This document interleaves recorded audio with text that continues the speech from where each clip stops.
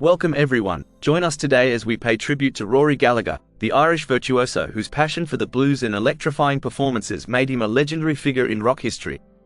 So let's dive in. Rory Gallagher, born William Rory Gallagher on the 2nd of March 1948 in Ballyshannon, County Donegal, in Ireland.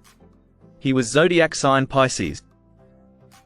Born to parents Daniel and Monica, his father worked for the Irish Electricity Supply Board, involved in the construction of the Cathaleen's Fall hydroelectric power station on the Erne River. He was also a musician, playing the accordion and singing with the Tír Chonaill Céilí band in County Donegal. Rory's mother, who had a talent for singing and acting, performed with the Abbey Players in Ballyshannon. Later in 2005, the main theatre of the Abbey Arts Centre where she performed, was renamed the Rory Gallagher Theatre in honour of her son. In 1949, the family relocated to Derry City where Rory's younger brother, Donal, was born later that year. In later years, Donal would go on to manage Rory's career for most of his life. By 1956, Rory, along with his mother and brother, moved to Cork, where Rory attended North Monastery School. Rory's musical talent emerged early in life, teaching himself to play the ukulele, and at the age of 9, he received a guitar from his parents. He began performing at local events and, at 12, won a cash prize in a talent contest, which he used to purchase a new guitar. By 1963, at the age of 15, Rory persuaded his supportive mother to co-sign a hire purchase agreement for a 1961 Fender Stratocaster, priced at £100, a considerable sum at the time. Rory declared that this guitar would be his lifelong companion, and it was. This battle-worn instrument would go on to define his career, as he became one of the most celebrated and hard-working figures in the world of blues rock over the past 50 years. Rory's early musical inspiration came from skiffle, sparked by hearing Lonnie Donegan on the radio. Donegan often performed covers of American blues and folk artists, which intrigued Rory. With limited access to music, Rory relied heavily on radio and television broadcasts. The BBC occasionally featured blues tracks, and through these programs, Rory gradually discovered songbooks for guitar. These books helped him identify the original composers of the blues songs that captivated him. While still in school, Rory played songs by Buddy Holly and Eddie Cochran but found his greatest inspiration in Muddy Waters. This discovery led him to explore folk, blues, and rock music. With limited access to records, Rory relied on late-night broadcasts from Radio Luxembourg and AFN to connect with the music that resonated with him most, giving him rare glimpses of the songwriters and musicians who would shape his sound. As Rory continued to grow as a musician, he drew inspiration from artists like Woody Guthrie, Big Bill Broonzy, and Lead Belly. Teaching himself to sing, play slide guitar, and master the harmonica with a brace, Rory also dabbled in a variety of instruments, including alto saxophone, bass, mandolin, banjo, and the choral electric sitar. By his mid-teens, he was deeply immersed in experimenting with different blues styles, broadening his musical horizons. As a young teenager, Rory started playing after school with Irish show bands. In 1963, he joined Fontana, a sextet performing popular hits of the time. The band toured across Ireland and the UK, allowing Rory to earn the money needed for payments on his cherished Stratocaster guitar. Over time, Rory began influencing the band's repertoire, gradually shifting their focus from mainstream pop to incorporate Chuck Berry's songs. By 1965, he had successfully transformed Fontana into The Impact, an R&B group with a new lineup that played gigs in Ireland and Spain before disbanding in London. Rory then left with bassist Oliver Tobin and drummer Johnny Campbell to perform as a trio in Hamburg, Germany. In 1966, Rory returned to Ireland and, after experimenting with other musicians in Cork, decided to form his own band. After gaining experience with show bands and inspired by the rising popularity of beat groups in the early 1960s, Rory formed band The Taste in 1966, later shortened to Just Taste. This blues rock and R&B power trio initially included Rory alongside two Cork musicians, Eric Kitteringham and Norman Damery. By 1968, the lineup shifted to feature Rory on guitar and vocals, with Belfast musicians John Wilson on drums and Richard McCracken on bass. The group toured extensively across the UK, regularly performing at the Marquee Club. They supported Cream during their farewell concert at the Royal Albert Hall and joined Blind Faith on a North American tour. Under the management of Eddie Kennedy, the trio released their albums Taste and On the Boards, along with live recordings Live Taste and Live at the Isle of Wight. The band disbanded shortly after their performance at the 1970 Isle of Wight Festival, with a live album from the event released a year later. Creative differences and management issues led to their split. Rory noted that the band had simply reached the end of its natural life, with conflicting interests between him and the drummer, who preferred jazz over blues, compounded by management problems that caused significant legal troubles. Rory later described his manager as problematic and expressed frustration over defamation issues. Afterward, Rory's brother Donal, who became his manager, took legal action to recover unpaid royalties from the previous manager, Eddie Kennedy. This experience made Rory wary of major management deals, leading him to decline an offer from Led Zeppelin's manager, Peter Grant. Tensions within the band were evident towards the end, with disputes such as Wilson's refusal to perform an encore in Glasgow and a lack of communication during their Isle of Wight Festival appearance. Their final performance occurred around Christmas 1970.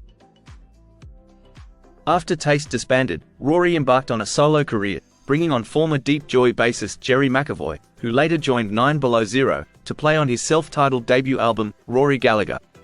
This marked the start of a fruitful 20-year collaboration between Rory and McAvoy, with drummer Wilger Campbell completing the lineup. The 1970s proved to be Rory's most prolific decade, during which he released 10 albums, including notable live recordings such as Live in Europe and Irish Tour 74. In November 1971, Rory released Deuce. Despite receiving accolades like Melody Maker's Guitarist, Musician of the Year in 1972 and several of his albums charting in the UK, he did not achieve major star status. Rory's music was a deep reflection of his authentic self, as he described it as being in me all the time, and not just something I turn on. His extensive live performances garnered him the most acclaim, with Irish Tour 74, a film by Tony Palmer, documenting his exceptional live work. Amidst political unrest in Northern Ireland, Rory remained steadfast in his commitment to perform there annually, despite warnings to avoid the region. This dedication earned him the loyalty of countless fans and established him as a role model for aspiring Irish musicians. His 1974 stay at the Europa Hotel in Belfast, known as the most bombed hotel in Europe, underscored his resilience and commitment. Rory mentioned in several interviews that, before Van Morrison, he, and later Phil Lynott with Thin Lizzy, there were no notable international Irish acts. From 1973 to 1976, Rory's lineup featured Rod Diath on drums and Lou Martin on keyboards. Eventually, Rory simplified his setup to a power trio, focusing on just bass, guitar, and drums. In January 1975, while the Rolling Stones were in Rotterdam working on Black and Blue, they auditioned guitarists to replace Mick Taylor. Rory joined them for a jam session, but he chose to remain focused on his solo career. In 1975, Rory's contract with Polydor ended, and he signed with Chrysalis Records. The label aimed to provide the personal attention Rory had previously lacked, promising a more dedicated approach to his career. Rory, known for his strong artistic control, had conflicts with Chrysalis during the production of Calling Card.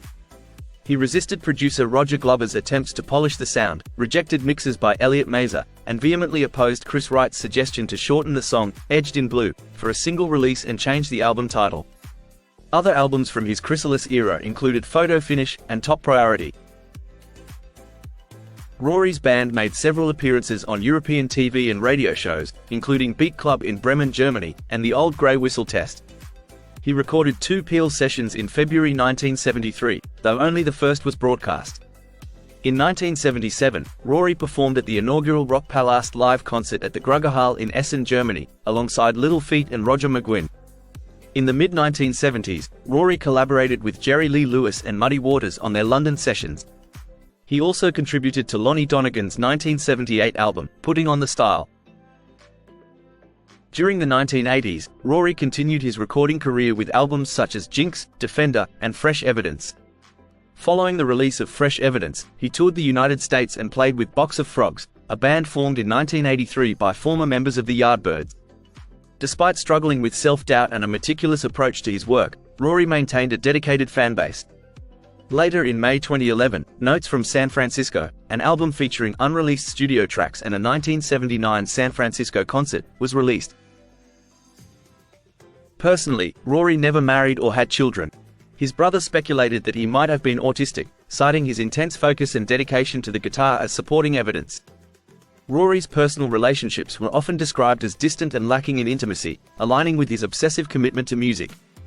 His longtime bassist, Jerry McAvoy, suggested that Gallagher's reluctance to engage closely with others was due to his singular focus on his music, which left no room for personal relationships or distractions.